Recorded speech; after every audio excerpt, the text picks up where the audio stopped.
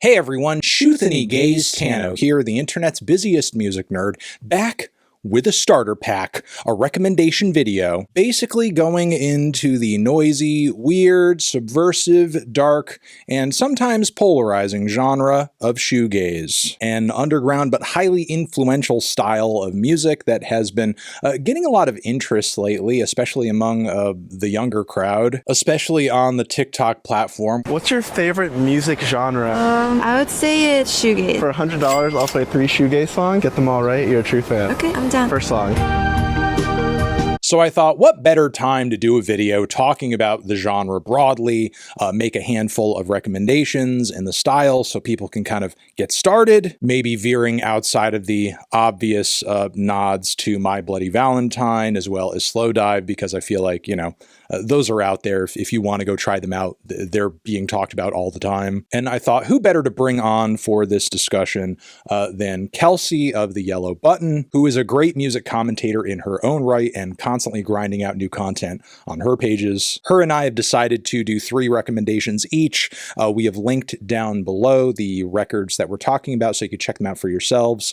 You can also find her pages down below too in the D box. And without any further ado, here is that convo. All right, as I said, here we are on with Kelsey, aka The Yellow Button, a fellow music fan and content creator who's covering a lot of alternative and underground genres on the TikTok platform on a regular basis. Thank you for coming on. Thank you for having me. I wanted to get some recommendations from you, make some myself as well for everybody watching in regards to shoegaze, mostly because I kind of see this resurgence of interest in the genre among a lot of young people, but not necessarily a lot of comprehension in terms of like what it is. I mean, I see that you have like average bros kind of asking people on the street on TikTok about what their favorite shoegaze band or song is. And, they're talking about like, oh yeah, here's a beach house song. It's like, bro, that's not shoegaze. Yeah. So I wanted to ask you, before we make any recommendations or anything, like what shoegaze is to you? Like, how do you sort of define it as a genre? When do you know you're listening to a shoegaze artist or song, or when you aren't? Yeah, I would say to easily put it, it's just kind of a wall of sound and very fuzzy and distorted guitars. And I know there's a lot of bands and artists out there who have that sound, but I think with shoegaze specifically, it sounds a little bit more dark compared to like dream pop, where it's more ethereal and light and just like very atmospheric, where shoegaze again is just kind of gritty, fuzzy, dark, just like lots of guitar distortion kind of hitting you in the face. So no, I mean, I think that's like a pretty very simple, like kind of easy to grasp onto piece of criteria for it. I feel like that guitar noise and also like those very clear stylistic connections to psychedelic music generally from the 60s and 70s is like super important. I feel like there's kind of this tendency for even some fans of the genre to not necessarily view shoegaze in the context of psychedelic music broadly, when it very much is like a psychedelic genre of music, and sort of see it as like its own kind of separate weird thing to the side when it's like not necessarily.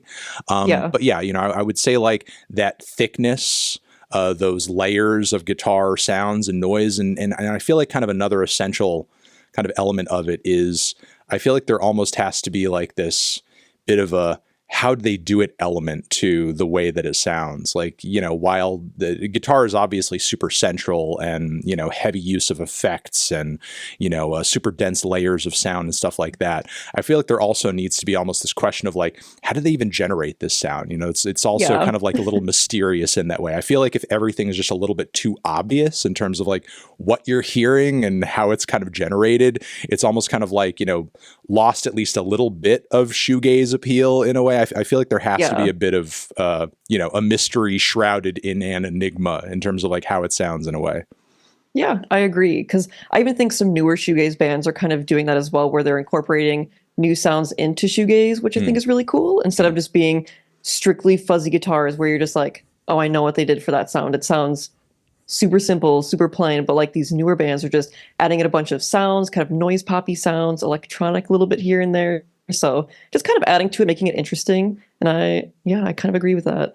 Yeah, that's kind of another thing about like shoegaze as a concept broadly, because like while those very kind of like, simple and necessary characteristics are there, those checkboxes are there, they're also very malleable. Like, those basics of guitar fuzz and noise can be applied in a ton of different contexts, which is also partially why I think there is so like much confusion around what shoegaze is, because there are bands that are definitely incorporating shoegaze elements into their music, but they're a little more pop centric. There are bands that are a little more rock centric. There's a group that, a project that I'll talk about in my recommendations that's actually like very definitionally in the camp of metal music, but they're still incorporating shoegaze stuff into their sound. So, you could actually like apply it in a super wide variety of ways across a lot of different genres. And, it's to the point where it's like shoegaze is almost like, as a concept, it almost like transcends genre. It's almost like an element, it's an aesthetic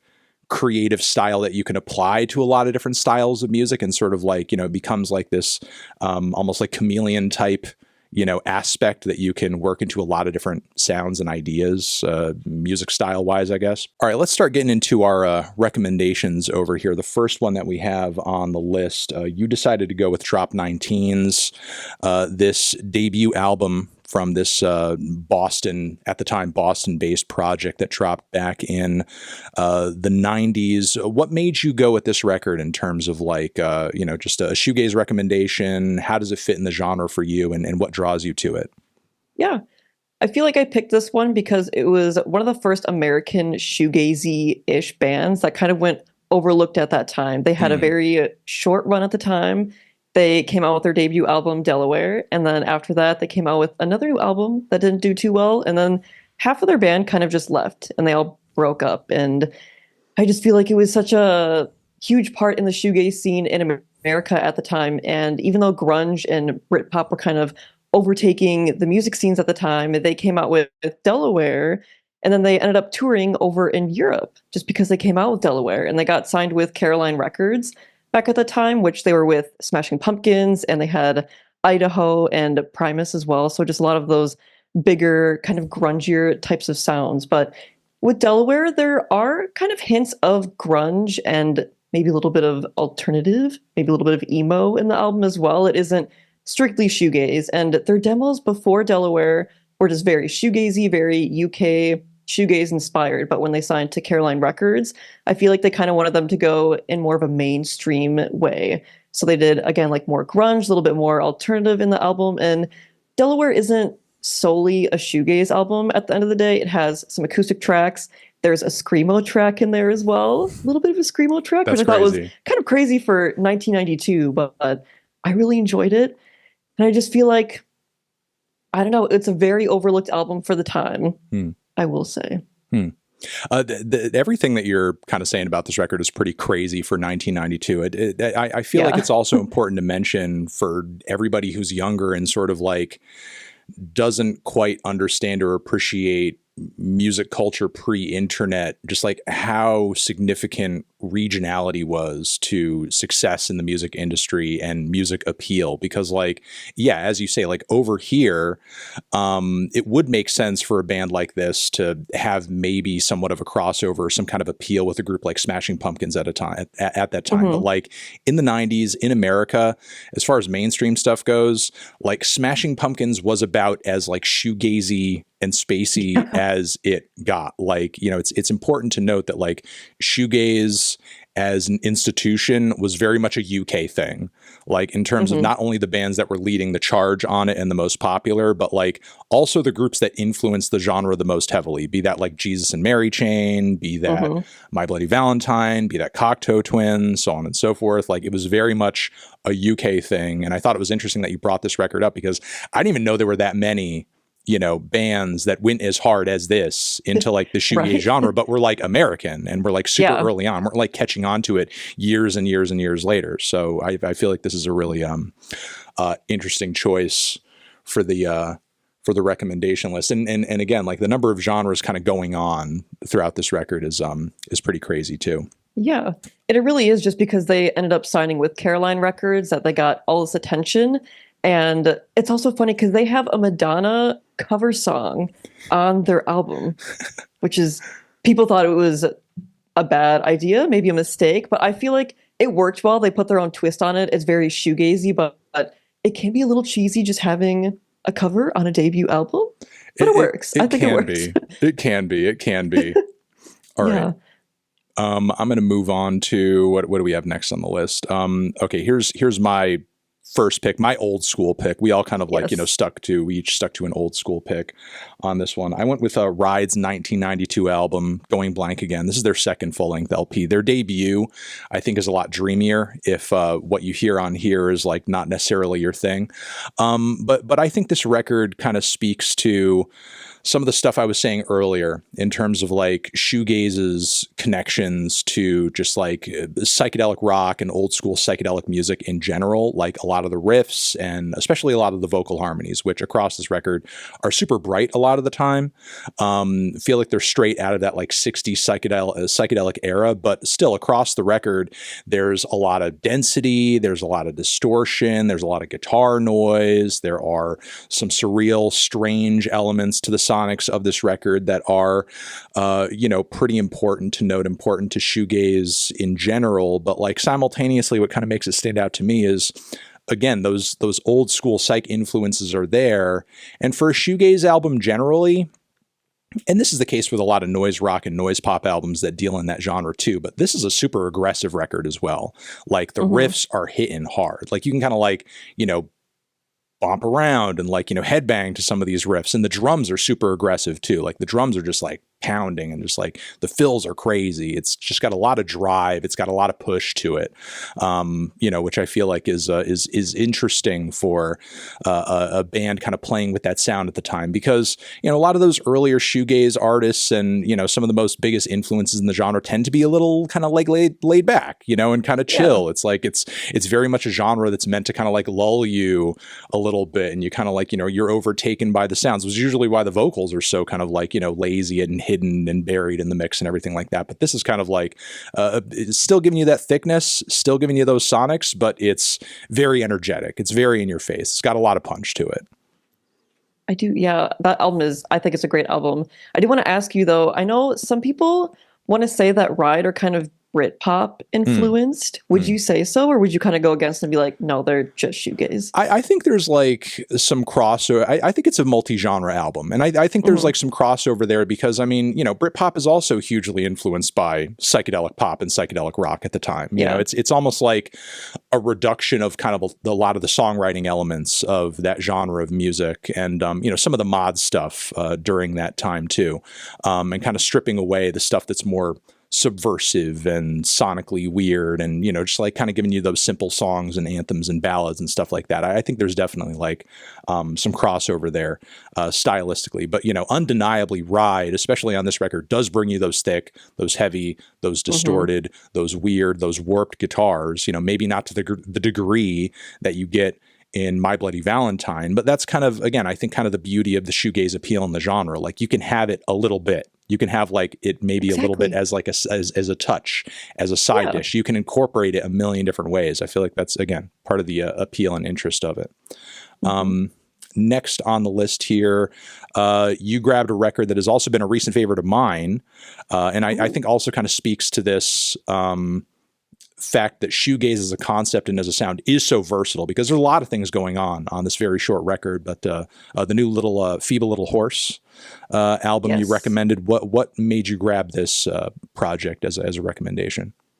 I would say I actually put it on my albums of the year for 2023 this past year. Nice. And it just caught my attention so much because they do so much within this album that isn't just strictly shoegaze. It isn't strictly noise pop. They have a very it's not strictly anything. It's a lot of stuff. No. Yeah. And I feel like people would be like, this isn't shoegaze, but again, it kind of has the little sprinkle of shoegaze in their album, because even their previous albums were a little bit more shoegaze inspired, but this one is kind of all over the place, where it's more ethereal, and they have very welcoming vocals that are highlighted, where I feel like in shoegaze sometimes the vocals get drowned out. You don't know what they're saying. You can't understand them. It's just like, that's kind of on the back burner, where with Feeble Little Horse, it's like, the vocals are up here, and then you have just kind of the instruments hanging in the background, kind of adding more of a fun atmosphere to the album. And I just thought it was a lot of fun. They throw in a lot of different sounds. Like I said, they have some acoustic in there. They have some glitchy synth electronic type of sounds in there too. And I just think it's a lot of fun because they have a good balance between having the fuzzy distorted guitars and then again, just really pretty and ethereal vocals, which you could say might be dream pop as well. But again, it's not just strictly shoegaze. It's kind of a whole lot of everything. And one funny thing I did think about while listening to this album is, for me, I feel like this is twee in 2024. It's very cutesy, it's very fun and approachable, and just makes you feel really happy when you're listening to it, when sometimes shoegaze doesn't make you feel that way. But the Feeble Little Horse, this album just makes me feel very just like twee in 2024. Yeah, I feel like newer artists and bands like this, and what I feel like is kind of like, gotten lost in translation with albums like that Ride record kind of getting buried a little bit in the shoegaze canon, because obviously it's not an album that gets brought up super often when it comes to general shoegaze conversations. It's like that guitar noise and those, that thickness, that bliss that often comes with a lot of the biggest bands in the genres, It's sort of like has to come hand in hand with, again, like that slowness, that sort of like syrupy kind of, vibe, and it needs to be like super chilled out. Whereas I think some of these newer artists are like, no, we can kind of do this, but it can be cute. It can be active. It can be peppy. It could be like weird. It could be kind of funny. And that's definitely the case with the Feeble Little Horse record, because there are some very thick, scuzzy, noisy, very dense little songs on there, but it plays within the context of, some noise pop stuff, some twee stuff, some acoustic stuff. It's, it's a little cheeky, it's playful, it's got a lot of attitude to it, it's short, it's peppy, it's got a lot of character. And if you're looking for a shoegaze album that isn't necessarily, super slow and has a lot of versatility to it, you're definitely going to want to try this out. Next on the list, I grabbed the new Alvvays record, Blue Rev, which, personally, I think I liked the songs, and I thought, just the songwriting generally was a little catchier on their last album, but I'm still kind of drawn to this album because I think just the way they were experimenting with sound on this record was just so fresh and so cool. It feels very, very squarely, very, very directly like couched within shoegaze as a style, as a concept. Like, this is undeniably a true blue shoegaze album in terms of like how they treat the guitars, how they treat the sonics, how they treat the production. But it's so vibrant, it's so bright, and the noises they generate with obviously the advancements in production technology and effects and so on and so forth, like allows them so much more sonic creativity than I think, some of the originators of the genre had back in the day. And as a result, I just think it sounds new. I think it sounds fresh. I feel like as far as, bands keeping shoegaze alive today or putting out records that are doing that, I feel like Alvvays accomplished that with this record, because again, just the sounds, the layers, it's pretty much everything that I would want out of a record in this genre. It's noisy, it's wild, it's dense, and there is, again, like kind of that element of like, how did they do it? These are like some wild ass crazy sounds that are being generated all over this album. Is this a record that's done anything for you personally as a fan of the genre? I would say it's opened me up to always being shoegaze, because when I think of Alvvays, I just think of like kind of cutesy surf rock, just like indie, kind of go with the flow. But then this record, it was very heavily shoegaze influenced, and it was kind of a change hearing it from them, but they did it really well. Yeah, no, for sure. Yeah, their past records like were definitely spacey, and they're definitely a band that has toyed with like dream pop and stuff like that. On this album, they really kind of like very boldly went into that direction and kind of like, gave you all of that strange, weird guitar experimentation and pulled it off really well, in my opinion, pulled it off really well. I agree. All right. Next on the list, you grabbed this Ringo Deathstarr record. Their debut from back in 2011. They're still active in putting out records. I think as recently as like 2020 when their latest came out, if I remember correctly. But what drew you to Color Trip? Why did you pick this one out? I would say it's a little bit more of a poppier, youthful My Buddy Valentine. I feel like this album, it really gets compared to My Bloody Valentine and everything that they have, because it does. It sounds like its little sister, but again, just more poppy, kind of like with an updated, youthful, just carefree, go with the flow sound. And it kind of has that also like ethereal, hypnotic feel to it that, I mean, every other shoegaze album does. But this one, it just sounds a little bit more crisp, a lot more clear. And it's just, when I listen to it, I feel like I'm 16 years old and I'm in a little indie rom-com, because it just has a very cutesy, again, playful approach to shoegaze that I feel like sometimes shoegaze back in this 2010s era went a little bit more darker, and they went in the opposite direction and was a little bit more lighter and fun. And the lyrics, they're so cheeky and so just cutesy and silly. Like, I wrote one of them down. One of the lyrics is, "We're falling apart again. She took my card again." And then later within the song, they say, "She took my card again." So it's just, again, silly, very just like they were just kind of having fun with it. And I think it was compared to My Bloody Valentine so much, but I do think it's just a very cute little album that I think Gen Z is sleeping on as well, because everyone is drawn towards My Bloody Valentine. I feel like they should try out Ringo Deathstarr, because even though it was from 2011, it's an album that kind of went missed at the time as well. They had a few hits on there that I think Kaleidoscope was the biggest one on that album, but it's such a cute album. It's since doing some research for this video, it's become one of my favorite albums I've listened to in the past month. It's just very catchy. I loved throwing it on, just kind of, again, feel happy. A happier shoegaze album.